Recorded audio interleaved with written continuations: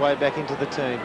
Well, he's only missed the one, Alessio, and he's started pretty well here, and that was terrific to Blumfield, who goes to full forward and got him. That is as classic a piece of play as you can see. A clean tap from Steve Alessio, and a lot of the players running to congratulate him, right onto the chest of Justin Blumfield. He controlled it well and then just delivered on the left foot to the full forward, leading straight up the middle of the ground. Can I take you for a trip down memory lane, Jason? What Alan Jeans used to say, the easiest way to play football. Simple game, Dermot. The ruckman taps it to the rover kicks it to the full forward, and the full forward kicks a goal. He hasn't done that yet, but he probably will.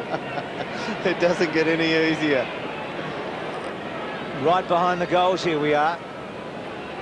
Had a busy first quarter, Lloyd. Kicked one goal. Looked in good form. It's a beautiful kick, isn't it? He's got a couple.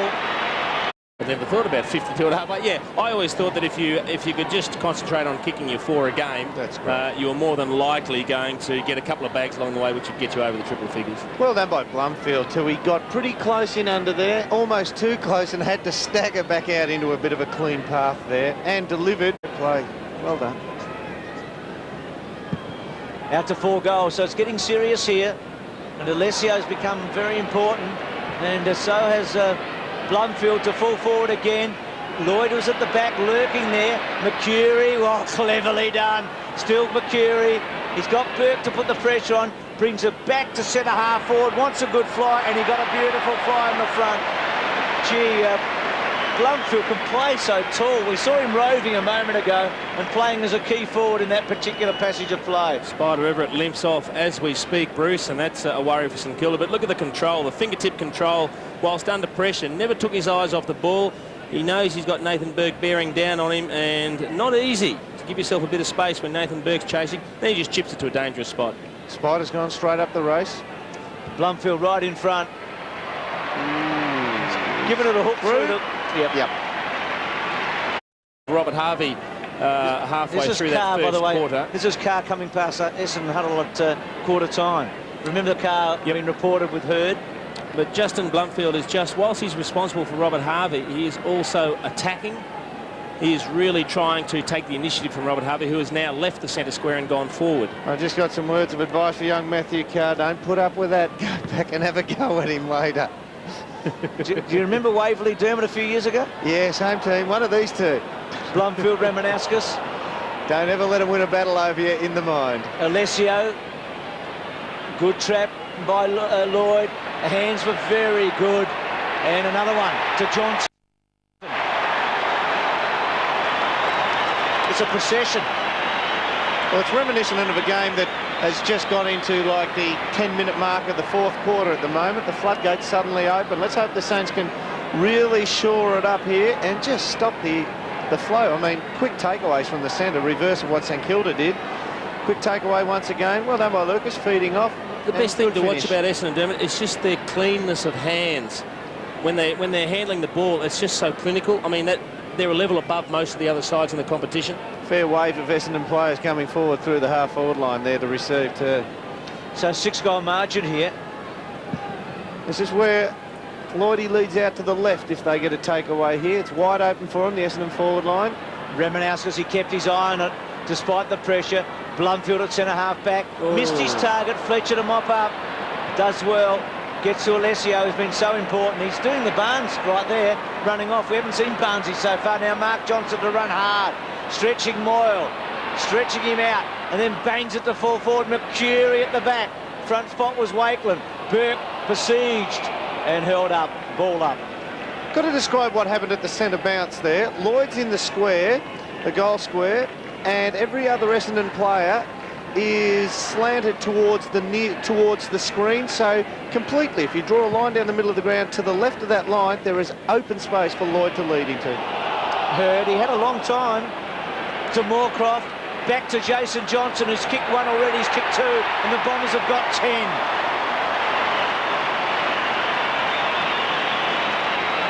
There's a lot of Essendon numbers around that ball there. This could turn into a real procession now. That's the worrying thing for the Saints. We've seen Peter Everett leave the ground. They need to be playing at their best just to be competitive with Essendon, and if they're a little bit below, they're going to get hammered. Yeah, Zilla obligated to leave his opponent there, chase the ball, and that freed up this man, Jason Johnson, to kick the goal. That's that view from behind the goal. See Lloyd's there, and see all the players, the Essendon players, take their opponents to the right-hand side of ground. So if the ball comes out the centre quickly, Lloydie leads straight up or to the left. Can't they score quickly when they get going? As they're going again, Jason Johnson doing a lot of damage here. Burke, McCurry, Moorcroft. It's at 20 metres out, and it'll be a ball up. Jason Blake has left the field. Justin Plapp's gone forward. He's being picked up by Dustin Fletcher at this stage. But you just wonder what sort of tricks that Tim Watson has up his sleeve, because Essendon's kicked, well, 7 goals in 12 minutes now. Their last 7 goals. That's amazing.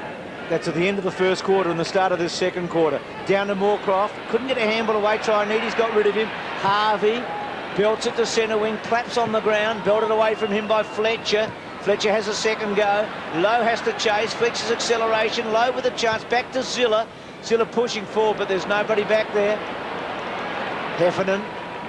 Wobbly old kick, but I think it'll find Blumfield. He's got good hands, hasn't he? Hurd's on the burst. Not a great kick. Hurd's has to stop, wait. He used his body against Carr. Pickett to try and get back. Long. Now Burke at half-back, back pocket. Neat little kick, finds Lowe. Can run away here, Stewie. Come up, Barry Hall. You've got to be a target. You've got to run at the ball carrier. It's going to go short to Thompson. Come on, Barry. Run at him. Goes now and kicks towards Hall, but he's not going to get that far. Get there. Forget your opponent. You've just got to meet the ball, Barry. Heffernan uses Wellman. He better have a bounce soon. He ran a long way. He did have a quick one, Jason, and then ran a long way. Mark Johnson's left with it over the back. Gets it to Jason. Lloyd's on the burst. Goes to fall forward. Lloyd sets himself and takes a marvellous mark. That is a brilliant piece of football in there.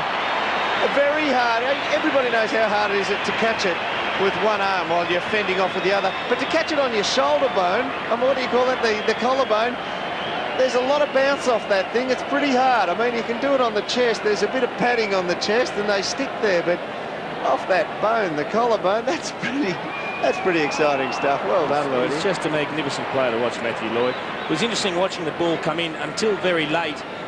Wakeland was just chasing Lloyd back to the square, and he really didn't have his eyes on the ball until it was too late. Matthew Lloyd had his eyes on the ball all the way. So Lloyd from point-blank range kicks his 300th goal in league footy. 300. Chase? Well, I'm going to save 300. I'm going to save one in a minute for you. Oh, this will be good. He's got a special one up his sleeve. It's 11-3, and he's kicked 3. Watch this one. I wonder if he cradles the chin onto it just to give it more. Oh, the post right in the way from the rear view. Here we go. Let's have a look. Yes! He's pulled that against his cheek. Great stuff. Here you go, Jason. Only Tony Lockett and Bob Pratt have kicked 300 goals at a younger age than Matthew Lloyd. He's the 3rd youngest man ever. Pratt in the 30s, and Lockett did it in 87. I think Bob Pratt was in 34 when he did it. They were both 21 and a bit. You're a freak. Johnson's got it, but he's got there quickly. He could be the next 1,000-goal man, I reckon. Good mark in the front. Gee, they're a footy team, aren't they? They've averaged 20 goals a match this year. They're going to average 20 for this quarter unless the Saints start getting a centre bounce takeaway. This is scary. Well, you talked about the 94, 95, 96 Herd. That's where he's at right now in 2000. He's matching his Brownlow year, the year that he won his 3rd consecutive best and fairest at the club. And yet he doesn't believe he's playing in the same form at this stage. He thinks he's still improving. It's a wobbly kick. It's behind. 11-4 to 3-3. Well, Peter Everett's a huge blow. Andy Collins wasn't giving much away, but he's on the bench. Well, the Saints are saying that it's a jarred knee, and they're iced it up, and they're saying maybe he might come back on, but I would doubt very much whether he'll be back. So even if he could get him up forward and just take Fletcher, keep that in, son. Got a hand to it. Well done. Well done, Carr. Even if you could get him up forward and just take Fletcher away from somebody, and then Spider just to drift out into a pocket and perhaps push Hall and Lowe into the corridor, and hopefully they can clunk a few for you. Alessio lays it down. Little kick forward by Mercedes to the pocket. Big Monkey gets it out. Burke had to squeeze. It ricochets off Moorcroft, and Ramanauskas kicks another goal. Well, they can kick them from anywhere.